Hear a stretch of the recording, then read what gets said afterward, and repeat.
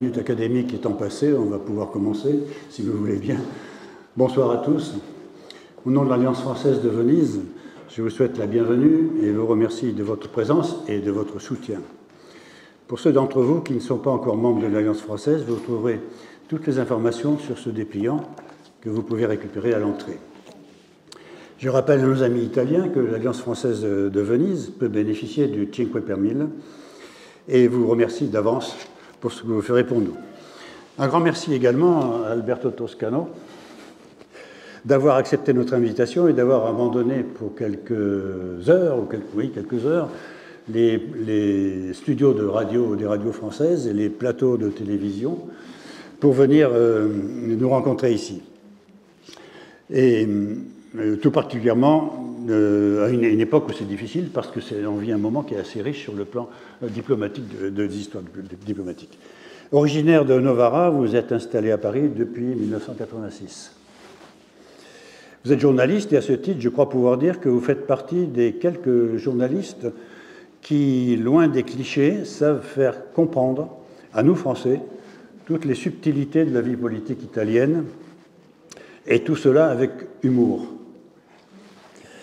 Ce qui me rappelle la célèbre définition de Cocteau, les Italiens sont des Français de bonne humeur. Vous êtes également écrivain, et parmi les nombreux ouvrages que vous avez publiés, et dont quelques exemplaires sont là-bas, je citerai France-Italie, Sacrés Italiens, Ti amo Francia, ainsi qu'un livre historique passionnant intitulé Camarade Balabanov, la grand-mère du socialisme. Je ne connaissais pas du tout cette personne qui a une histoire extraordinaire. Vous avez également écrit et interprété une pièce de théâtre sur les relations franco-italiennes intitulée « On s'était tant aimé » et on continue. Vous avez choisi de nous parler ce soir d'un sujet d'une brûlante actualité, les relations franco-italiennes et le futur de l'Europe. Grazie Gilles, merci à vous tous, toutes et tous. D'habitude, on dit que je suis heureux d'être ici, on le dit de façon protocolaire. Je suis vraiment heureux d'être ici. C'est splendide, l'accueil de l'Alliance française est vraiment extraordinaire et ça me fait vraiment plaisir d'être parmi vous. Je remercie aussi la dame qui est interprète. J'espère que mon accent français, mon accent italien en français, qui a la saveur du gorgonzola, compte tenu que je suis né dans l'endroit de la plaine du Pô où on produit le gorgonzola, et mon accent, je crois, italien est resté en français, et les amis français qui savent que j'habite à Paris depuis pratiquement 40 ans me disent « Mais comment est-ce que tu le fais exprès de garder ton accent italien ?» Je ne le fais pas exprès, mais voilà. Donc, la relation franco-italienne, je pense que j'ai presque envie de commencer par des références historiques. Aujourd'hui, exactement il y a 110 ans, le traité, qui n'était pas un traité parce que c'était un accord secret, le Patto di Londres, le pacte de Londres, était signé entre l'Italie, la France, la Grande-Bretagne et la Russie, pour faire en sorte que l'Italie entre dans la Première Guerre mondiale. C'était le grand tournant historique, à la fois de l'histoire italienne, bien sûr, mais aussi de la relation franco-italienne. La relation franco-italienne sortait, au moment de l'entrée de la Première Guerre mondiale, d'une période extrêmement tendue qui avait commencé au lendemain de l'unité italienne. Quand l'Italie, ayant le rêve d'occuper la Tunisie, avait réagi de façon très fâchée au fait que la France avait fait au fait que la France l'avait précédé dans la prise de contrôle de la Tunisie. Ça a ouvert une période d'extrême polémique, et si je cite ces polémiques, c'est pour dire que l'histoire de la relation franco-italienne est vraiment une relation de on s'aime et on polémique. Et ces moments s'alternent de façon presque régulière, mais avec une chose certaine, que c'est toujours la relation de collaboration qui à la fin prend le dessus. Je pense à cette période tragique quand, justement, à la fin du 19e siècle, on a eu, d'un côté, le lynchage des migrants italiens à Aigues-Mortes en août 1993, et ensuite l'assassinat du président de la République française, Sadi Carnot, en 1994, de la part d'un migrant italien qui disait vouloir venger la mort de ces migrants. Et ensuite, une période de tension qui a vu l'Italie de plus en plus intégrée à l'alliance, la triple alliance avec les ennemis de la France, l'Allemagne et l'Empire autrichien. Tout change avec la Première Guerre mondiale, et tout change cette fois à l'enseigne d'une étroite collaboration franco-italienne, et les deux pays s'appellent les Sœurs latines.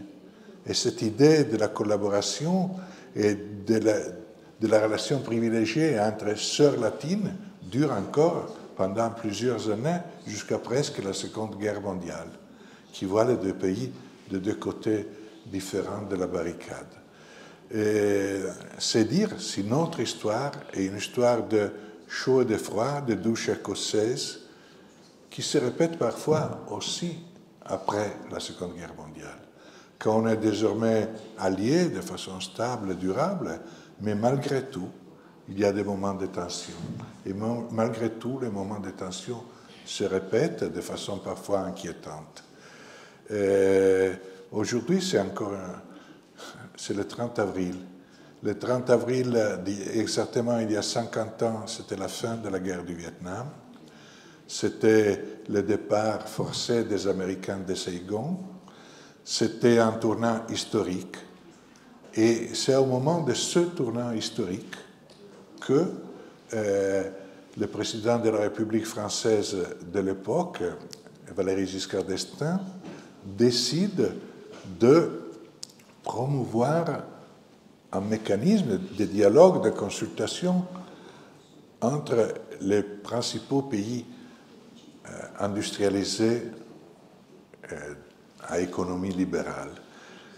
Et son idée est celle de créer un G5 avec les États-Unis, la Grande-Bretagne, l'Allemagne et le Japon. Et c'est à ce moment et là c'est un autre élément de la relation franco-italienne. Ce n'est pas seulement les chauds et les froids qui s'alternent avec quand même la tendance vers le chaud qui historiquement domine, c'est aussi le recours, selon les périodes de l'un ou de l'autre pays, à des ruses diplomatiques parfois, des ruses politiques, pour essayer de résoudre des problèmes qui sont considérés parfois difficiles à résoudre. On est en 1975. L'Italie vit une période difficile. Elle pense que la France veut la réduire dans une situation politiquement marginale dans le contexte européen. Et c'est là que le ministre des Affaires étrangères de l'époque, Mariano Rumor, propose à son homologue français Sauvagnargues de participer à une croisière dans la Méditerranée, dans les eaux de Ligurie, pour discuter de l'avenir de la communauté européenne.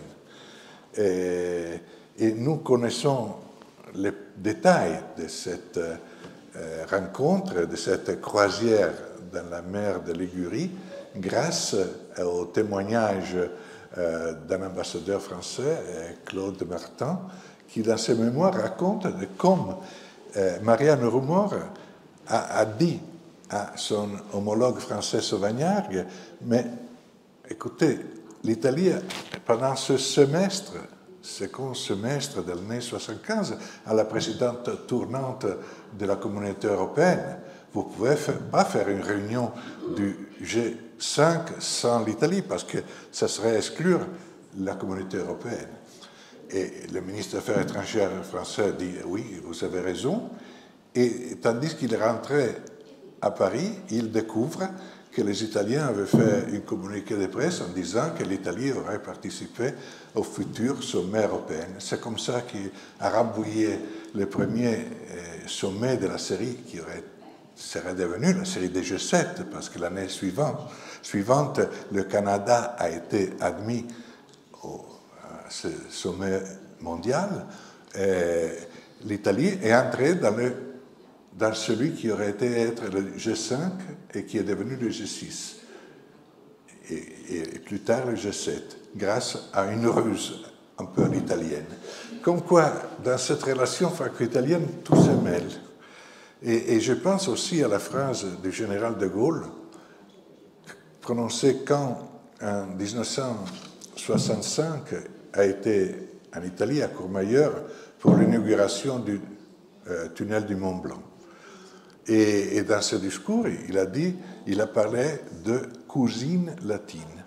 Et l'un de ses collaborateurs lui a dit, mon général, mais pourquoi vous dites cousine latine à la place de sœur latine? Il a dit, parce qu'entre sœurs, il y a toujours le problème de savoir qui est l'aîné.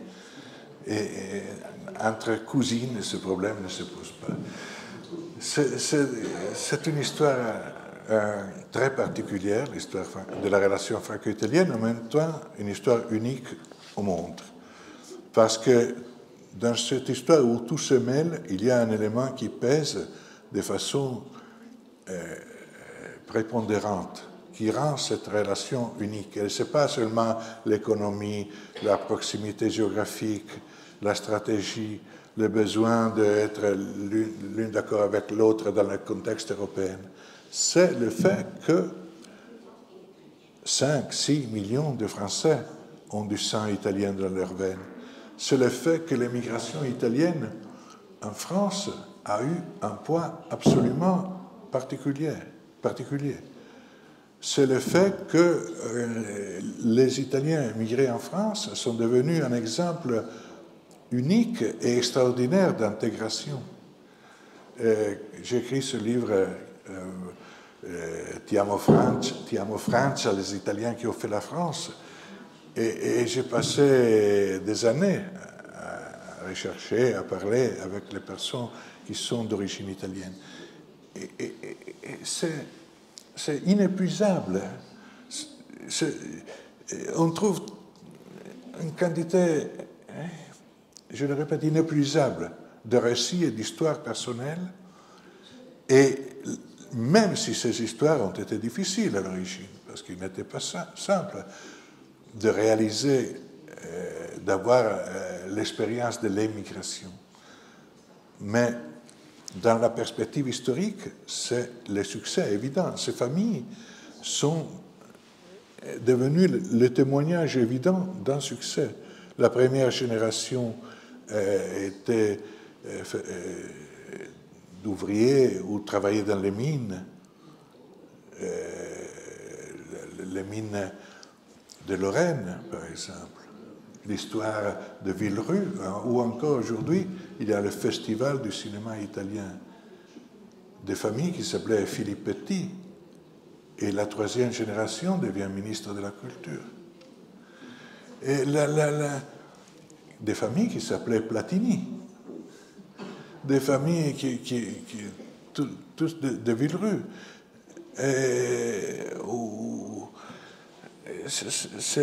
Donc la première génération travailler dans la mine ou dans le bâtiment, en général. La deuxième, des fonctionnaires publics, et c'était là la démonstration du succès de l'intégration, le rêve de devenir fonctionnaire. Et ensuite, tout le métier, la troisième génération. Quand on voit que dans le XXIe siècle, 2 présidents de l'Assemblée nationale sont d'origine italienne, Forni, du nord de l'Italie, piémontais, famille piémontais, migrée en Alsace, et l'autre, le nom, socialiste fabusien, mais le nom m'échappe, sicilien, Bartolone, Claude Bartolone, sicilien, dont un piémontais, un sicilien, 2 présidents de l'Assemblée nationale, un ministre de la Culture, combien. Donc il y a tout ça. Et quand on parle de la relation franco-italienne, encore aujourd'hui plus qu'avant, il y a le poids du passé. Il y a le poids d'une histoire de migration qui aujourd'hui produit une envie de s'entendre. Alors, envie de s'entendre aujourd'hui, et dans le contexte européen, c'est la nouveauté, le traité du Quirinal, qui est pratiquement en vigueur depuis un an, un peu plus qu'un an en réalité, qui a été signé en 2021. La chose qu'on ne sait pas et qu'on ne dit pas est qu'à l'origine du traité du Quirinal, il y a en réalité l'un de mes collègues journalistes italiens, le correspondant de l'agence de presse italienne ANSA, Tullio Gianotti, grand ami, qui, à la fin de la conférence de presse en 2018 à Lyon, après le sommet annuel franco-italien entre le président Macron et le président du Conseil italien, Paolo Gentiloni, pendant la conférence de presse, a posé la question, mais vous avez le traité avec l'Allemagne, le traité de l'Élysée, pourquoi ne pas faire un traité du Quirinal et faire aussi un traité franco-italien? Et le président Macron a répondu, très bonne idée, pourquoi pas, on va le faire. Et l'idée a commencé comme ça, a fait son chemin, et le traité du Quirinal, aujourd'hui, peut être objet, je crois, d'une première évaluation. Ça a été un tournant de la relation franco-italienne. Et ça a été un dispositif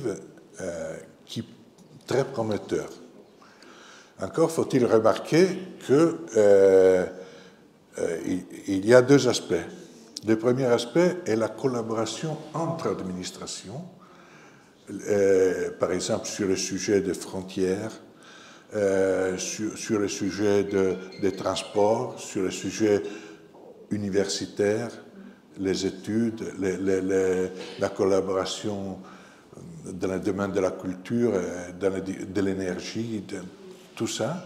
Et ça marche bien. Ça marche bien parce que dans cette salle, il y a ceux qui le savent mieux que moi, mais pour arriver à une collaboration entre pays, il est fondamental qu'il y ait une collaboration entre administrations.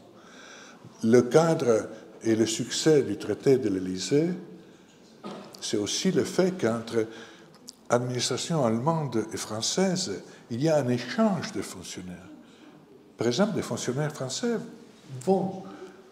du Quai d'Orsay vont travailler en Allemagne, mais ils travaillent comme Allemands, pas comme représentants de la France. Et c'est là qu'il y a une mentalité commune qui arrive à se créer. Et donc ça, c'est important. Et de ce point de vue-là, entre Français et Italiens, le traité du Quirinal a bien commencé. Par contre, il y a l'autre aspect, qui est l'aspect politique. Alors, soyons clairs. Dans des pays démocratiques, notre première valeur est le fait que nous sommes des pays démocratiques. Le propre des pays démocratiques est, excusez-moi la banalité de l'affirmation, que c'est le peuple choisi. Donc le peuple peut choisir d'une façon qui peut déplaire à l'allié de l'autre pays démocratique. Alors, si un traité de collaboration franco-italienne, ou franco-allemande, ou franco-espagnol, parce qu'il y a eu d'autres traités de la même nature qui ont été signés, et d'autres seront signés avec la Pologne, et sans doute avec d'autres pays. Alors,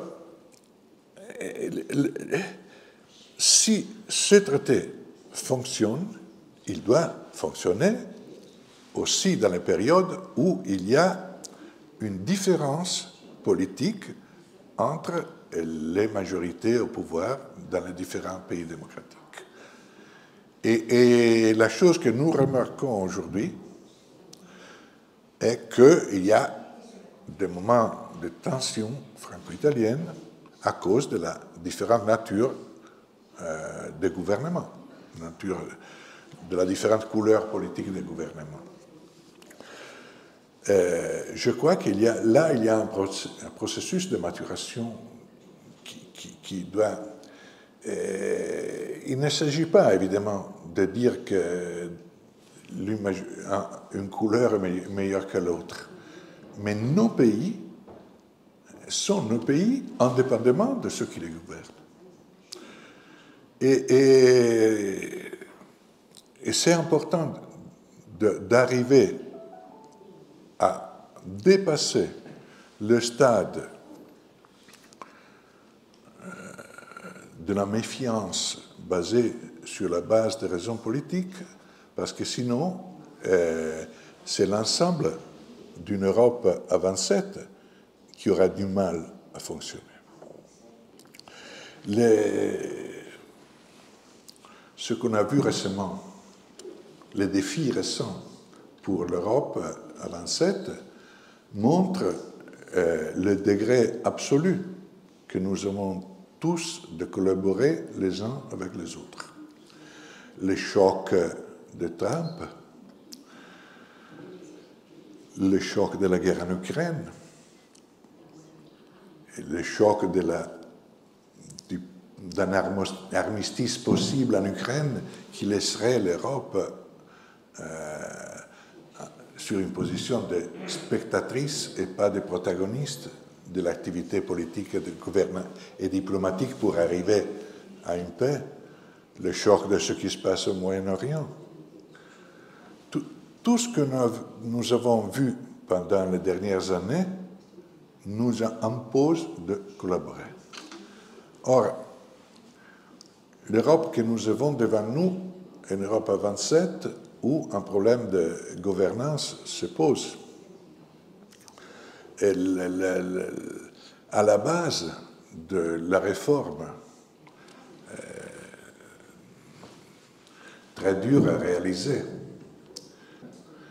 par les référendums français et hollandais de 2005 qui ont refusé ce texte de constitution européenne et qui est arrivé ensuite au traité de Lisbonne en provoquant une avalanche de polémiques sur le fait qu'un texte recalé par référendum ensuite a été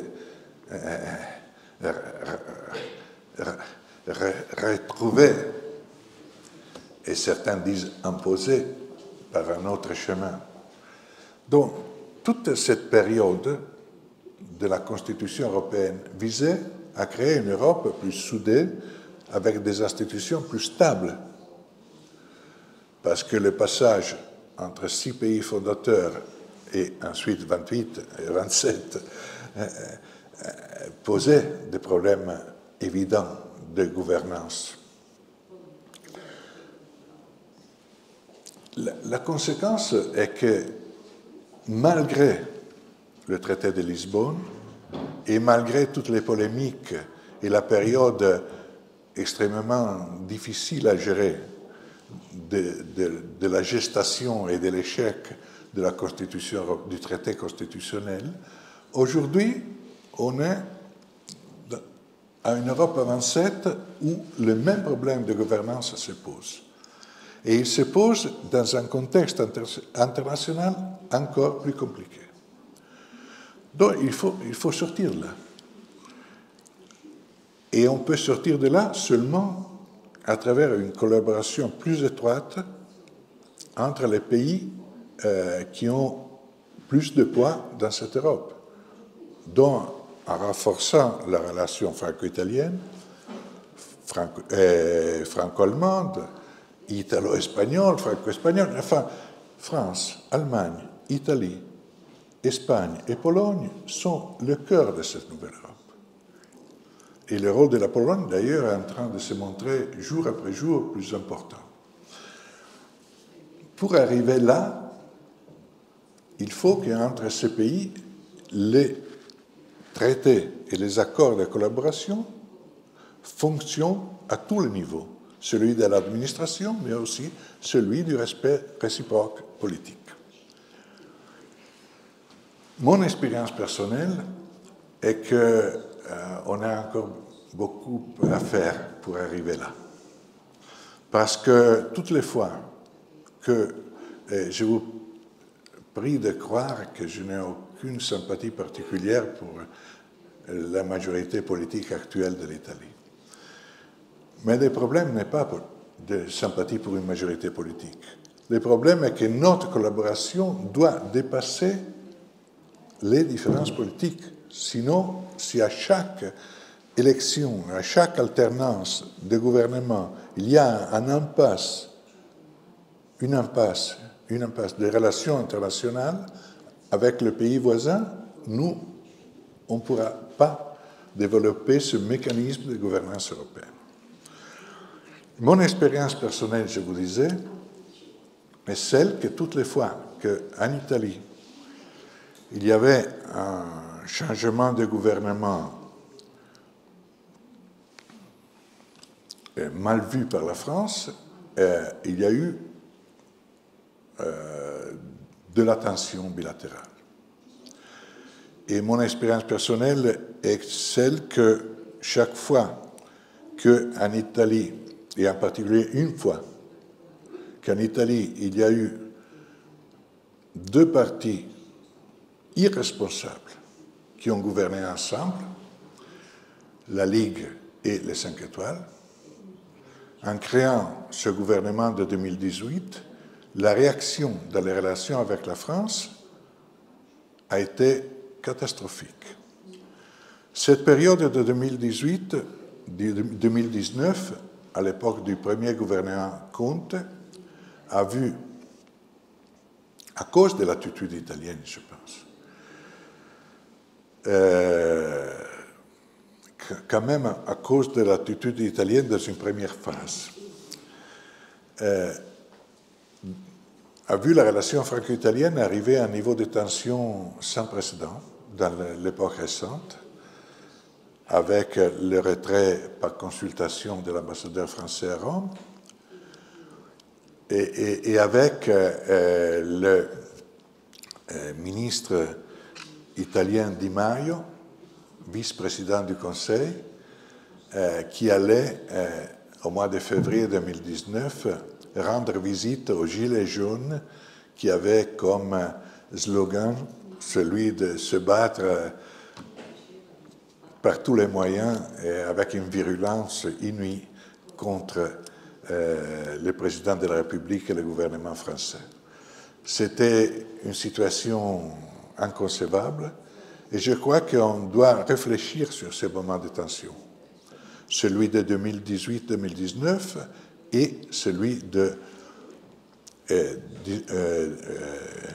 1995-96, quand il y a eu une forte incompréhension franco-italienne au sujet des protestations italiennes pour les tests nucléaires français dans le Pacifique. Le cadre de la relation franco-italienne doit être capable de digérer les différences politiques entre les deux pays, de digérer les différentes appréciations sur des questions nationales ou internationales.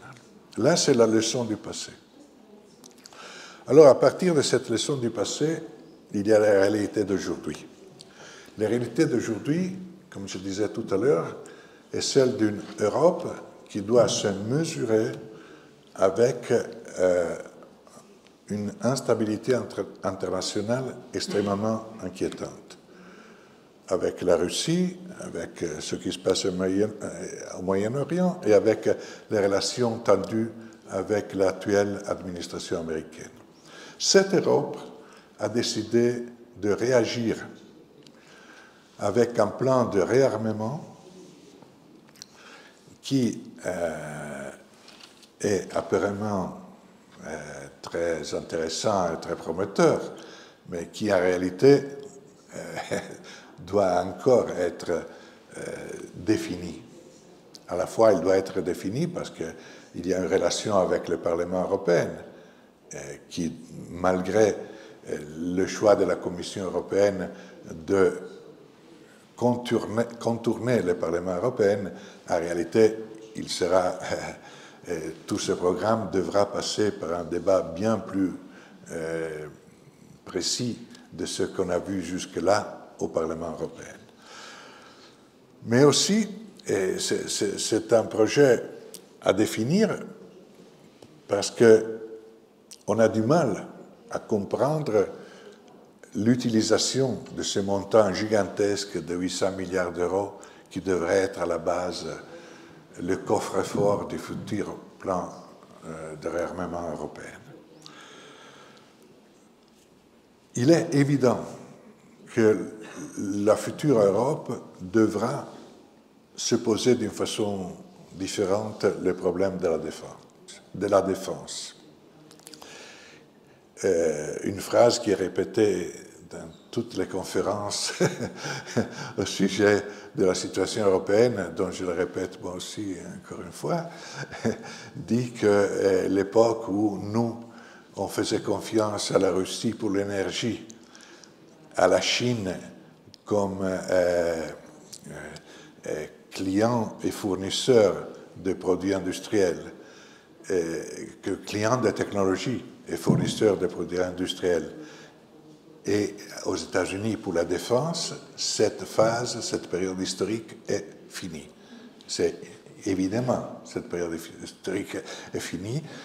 L'énergie ne peut plus venir de Russie de façon particulièrement importante parce qu'on a vu que la dépendance énergétique de la Russie est dangereuse. La Chine défend ses intérêts et aujourd'hui on voit que ces intérêts ne sont plus exactement comme les nôtres et les États-Unis de Trump ont montré que notre sécurité ne peut plus être exclusivement dans les mains des Américains. Au-delà de l'émotion, deux choses sont, à mon avis, évidentes. La première est que nous, Européens, devons prendre en main de façon plus claire notre défense commune, et l'autre est que l'OTAN existe encore. L'OTAN n'a pas été dissoute. Et notre sécurité est une sécurité qui, de toute façon, continuera à être dans le cadre de l'OTAN. Et je rajoute, heureusement. Il s'agit là de créer un pilier européen de l'OTAN. Depuis des décennies, on parle d'un renforcement du pilier européen de l'OTAN.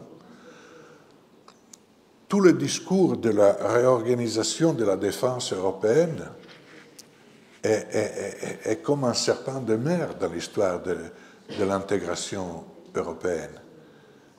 La communauté européenne de défense qui a été effacée comme projet par un vote du Parlement français, remonte à 1954, 53, 54. Ensuite, il y a eu toutes les polémiques au sujet de l'OTAN. avec le retrait français du commandement intégré en 1966.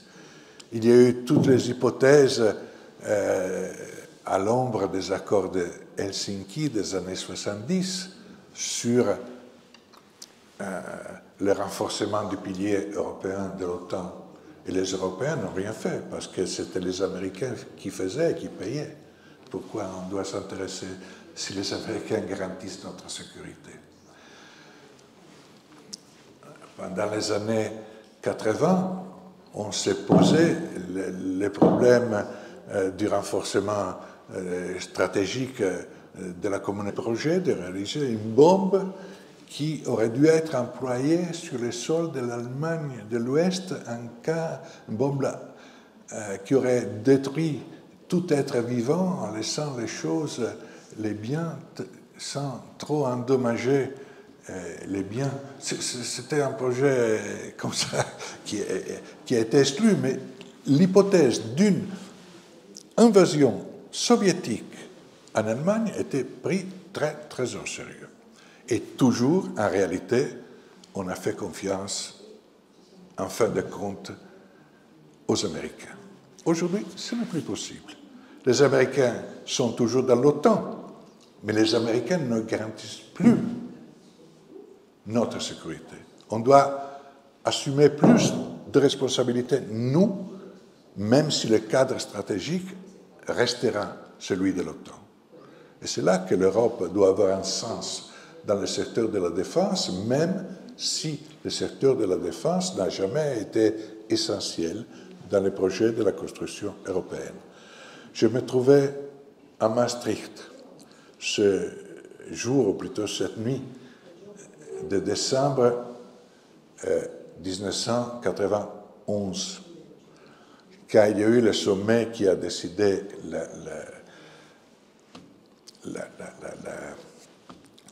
le tournant historique de la monnaie unique.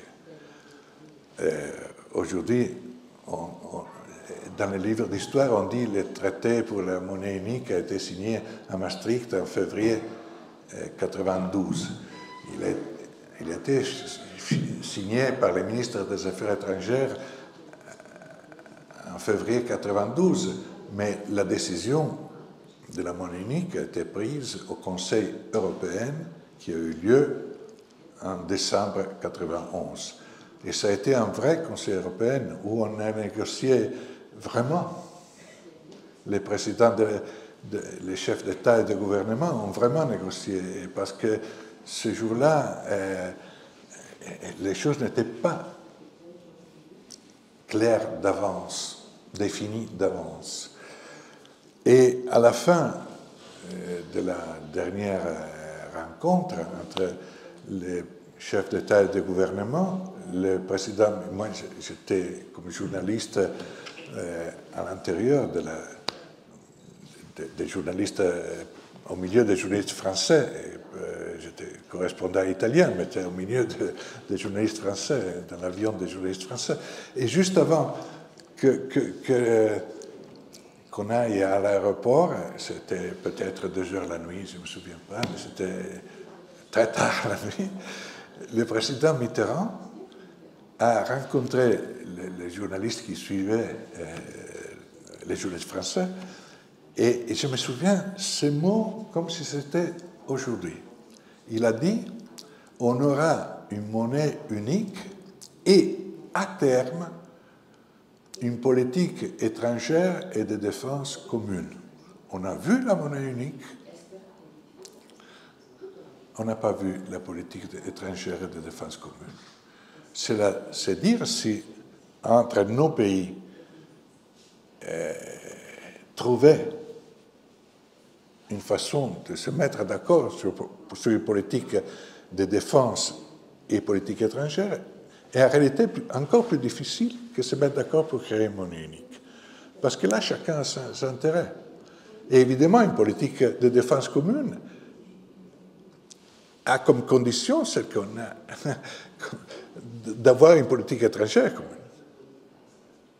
Bien sûr, on peut se mettre d'accord pour créer des armements ensemble, Mais ensuite, une stratégie de défense implique une harmonie dans la politique étrangère. Et c'est là où la volonté d'une gouvernance européenne et d'une nouvelle Europe doit encore être vérifiée. Alors, je termine en disant que je crois que la relation franco-italienne, là-dedans, a une responsabilité particulière. Je ne le dis pas comme conclusion facile et un peu démagogique. Je le crois vraiment. Encore faut-il être capable de créer des mécanismes qui rendront notre collaboration fertile et efficace malgré tous les problèmes politiques qui inévitablement se poseront. Inévitablement. Et il faut cultiver cette relation de confiance. On a des atouts, hein, parce qu'on a des intérêts communs. Malgré des moments difficiles, l'histoire de ces 40 ans où j'ai vécu, je crois, jour après jour, la relation franco-italienne est une histoire de moments difficiles sur le plan, par exemple, de la collaboration économique. Le cas de la Générale de Belgique, le cas de certains OPA des uns ou des autres qui ont provoqué le veto de différents gouvernements. Il y a toute une série de situations d'incompréhension. Mais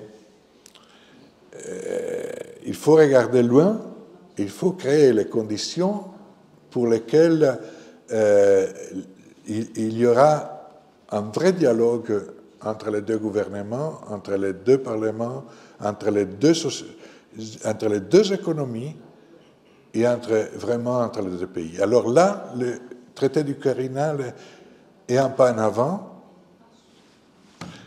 Moi, je suis optimiste, mais ça ne sera pas simple.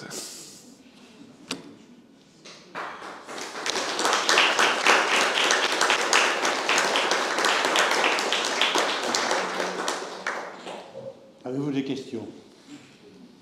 Moi, c'est juste un commentaire. Ce traité du Quirinal, je l'ai examiné de très près parce que en France, le Conseil d'État, dont je faisais partie, doit examiner tous les projets de loi ratifiant les traités. Là, on a eu une petite question juridique qu'on s'est posée. C'est un traité, comme vous l'avez dit, Oscalo, très politique, qui incite les administrations, tous les ministères à travailler ensemble. Mais pour qu'un projet de traité soit ratifié par toutes ces matières-là, quand je regardais de très près ce traité, il n'y avait aucune matière véritablement législative qui exigeait que le Parlement français s'en saisisse. Ce qui était tout à fait possible de mettre en œuvre ce traité sans aller dans le Parlement français. Sauf que le gouvernement français, pour des raisons politiques, comme c'était le cas, je crois, en Italie, voulait qu'il y ait une ratification parlementaire. Donc il a fallu que je me creuse la tête pour trouver un argument juridique pour justifier que le Parlement français ait à ratifier cet accord. Alors j'en ai trouvé un, ça va beaucoup vous étonner. Il y a une clause qui dit que les régions, les départements, les provinces italiennes et les communes qui sont à la frontière doivent établir des comités communs, etc. Et dans un de ces comités, il est indiqué que les parlementaires français, sénateurs, députés de ces régions-là, françaises, participent à ces comités. Or, il y a une loi française qui dit que seule la loi permet à des parlementaires français de participer à des comités, qu'ils soient franco-italiens ou n'importe quel autre comité. Donc, il fallait une loi. Et donc, grâce à ce stratagème, Le traité du Quirinal a pu passer devant le Parlement français. Alors, du côté italien, c'est beaucoup plus simple. Je pense que le domaine de la loi est beaucoup plus large, tandis qu'en France, depuis le général de Gaulle, la Ve République, le domaine de la loi est bien limité. Voilà, c'était juste une anecdote, mais pour vous dire que j'ai regardé de très près ce traité, qui est effectivement très dense, et qui ressemble beaucoup au traité de l'Élysée franco-allemand. Alors, juste une petite information, il y a quand même une différence. Parce que dans le traité franco-allemand, il est dit que la France soutient la demande allemande d'avoir un siège permanent au Conseil de sécurité de l'ONU, tandis que dans le traité franco-italien, silence. Peut-être que vous pouvez expliquer au public pourquoi il y a ce silence. Donc c'est bon. Bon, peut-être que vous expliquez. Non, mais expliquez-vous. Non, parce que j'étais ambassadeur adjoint aux Nations Unies, et il y avait un grand ambassadeur italien, qui était d'ailleurs sicilien, l'ambassadeur Fulci. Il est resté au moins 10 ans ambassadeur d'Italie à New York, et dont le combat était d'empêcher l'élargissement des membres permanents du Conseil de sécurité. On avait accepté 5 membres permanents, pas un de plus. Et l'ambassadeur Fulci était très très actif. Il avait même créé un club qui s'appelait le Coffee Club, qui se réunissait dans le Coffee Club des Nations Unies, où il avait rassemblé tous les pays qui étaient hostiles à l'élargissement. Alors, donc c'était le Pakistan qui ne voulait pas de l'Inde, c'était l'Argentine, le Mexique qui ne voulait pas du Brésil, c'était un certain nombre de pays, et l'Italie et l'Espagne qui ne voulaient pas de l'Allemagne. Et donc c'était un club avec 60 membres, et d'ailleurs qui était très efficace, puisqu'encore aujourd'hui... a été ratifié par le Parlement italien avec le vote contraire du parti de Giorgia Meloni, à l'époque à l'opposition. Donc Giorgia Meloni, aujourd'hui, au gouvernement, dit qu'elle c'est très bien, quelle merveille, elle accepte volontiers le traité de Quirinal, mais quand elle était opposition, a voté contre. Et la représentante du parti de Giorgia Meloni au Sénat, Rauti, je ne me souviens pas son prénom, la fille de Rauti, la sénatrice Rauti, a fait un discours furieux contre le traité de Quirinal en révoquant, en ramenant l'attention sur un débat à devenir fou entre Français et Italiens, ce qui montre que parfois il y a des choses qui nous font perdre du temps, et c'est le débat de la frontière sur le Mont Blanc.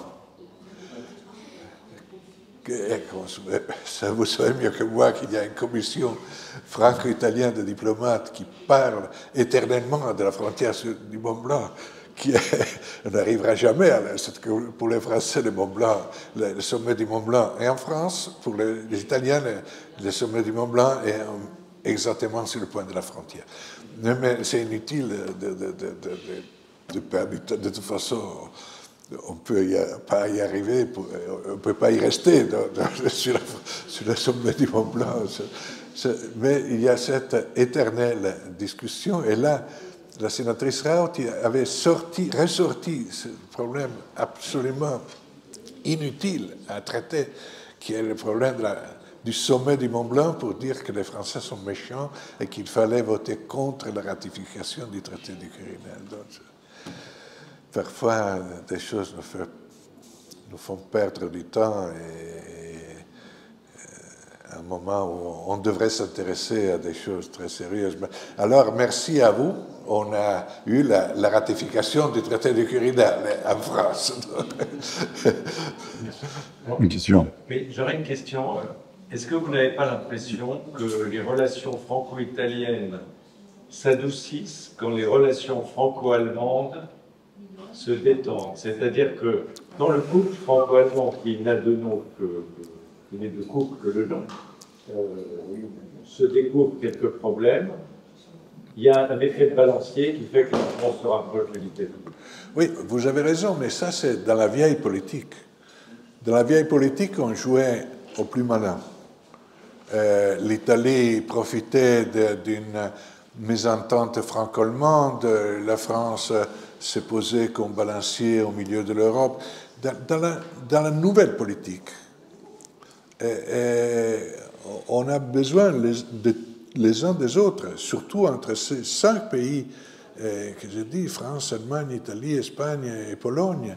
On a besoin d'une relation presque fusionnelle, malgré la différence politique et malgré cette idée, cette tentation de profiter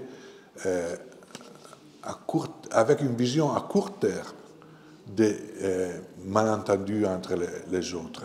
Prenons un sujet qui aujourd'hui est absolument fondamental et qui a des conséquences dramatiques des politiques intérieures dans chacun de nos pays, qui est le problème des migrations.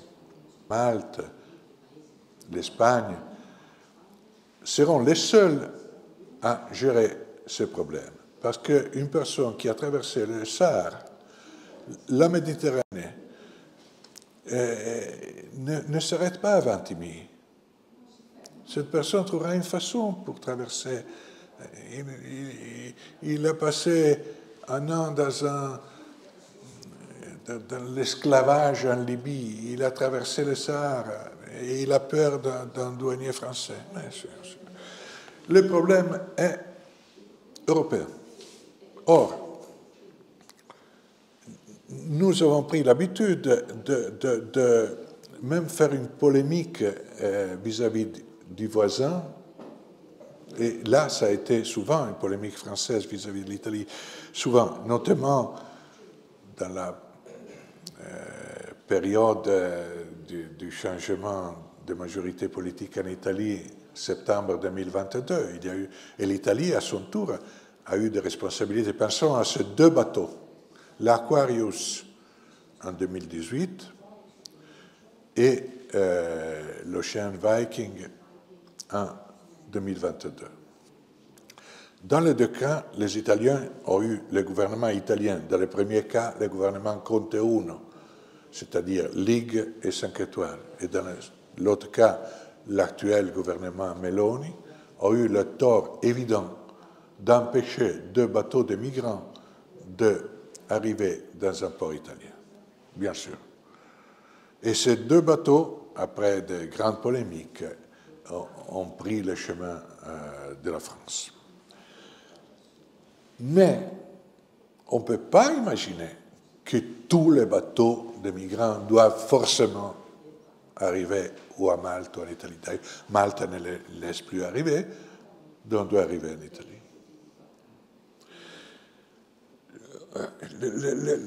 Les décisions sur la question migratoire sont des décisions lourdes de conséquences. Bien sûr que faire un accord avec la Tunisie, comme Giorgia Meloni l'a fait, pour payer les Tunisiens, pour qu'ils empêchent le départ, est une... enfin, nous crée des problèmes d'ordre moral, non? Faire un accord avec la Turquie d'Erdogan en payant beaucoup d'argent, la Turquie d'Erdogan. Il n'y a pas de solution facile à la question migratoire.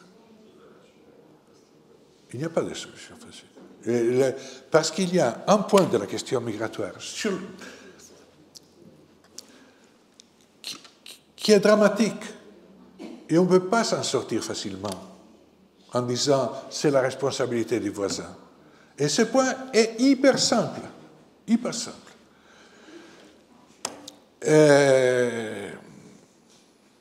Moi, j'arrive avec un bateau de migrants dans des conditions horribles à l'île de Lampedusa. Les règles, et vous me direz si je me trompe sur ces questions juridiques des droits européens. L'Europe dit que si je suis un réfugié ou un persécuté ou mon pays d'origine n'est pas un pays démocratique, j'ai droit à demander un statut de réfugié. Si je suis un migrant économique, je n'ai pas le droit de rester en Europe et je dois être rapatrié dans mon pays d'origine. Donc repatrier est presque impossible. Donc, on est à un moment en Europe où certains acquis, Dublin et Schengen, sont mis en discussion. Schengen, entre France et Italie, n'est pas appliqué, mais pas depuis aujourd'hui. N'est pas appliqué depuis 10 ans. Schengen, et encore une fois, je parle sous votre contrôle, Schengen a été suspendu par le gouvernement français à l'époque de la présidence de François Hollande. Non, avant le Bataclan. Non. Excusez-moi, si je suis... C'est le président Hollande qui l'a dit à la télévision. Schengen a été suspendu par le président Hollande une semaine avant le Bataclan parce qu'il y avait la COP 21. Et comme dans toutes les réunions internationales, l'Italie a suspendu Schengen avant le G8 de Gênes, et un mois avant, on suspend. Donc, le hasard a fait que dans cette période de suspension, qui n'a pas fait parler de ça parce que c'était technique, c'était une suspension d'un mois, et c'était la COP 21 commençait fin novembre 2015, et il y a eu le Bataclan, dont la suspension, et dont il y a eu ce discours dont vous parlez, justement. Mais il n'a jamais été restauré Schengen entre France et Italie. Donc, depuis 10 ans, Schengen n'est pas appliqué. Donc, l'acquis de Schengen, l'accord de Dublin, qui quand même c'était un accord, là, on a fait des pas en arrière, pas des pas en avant.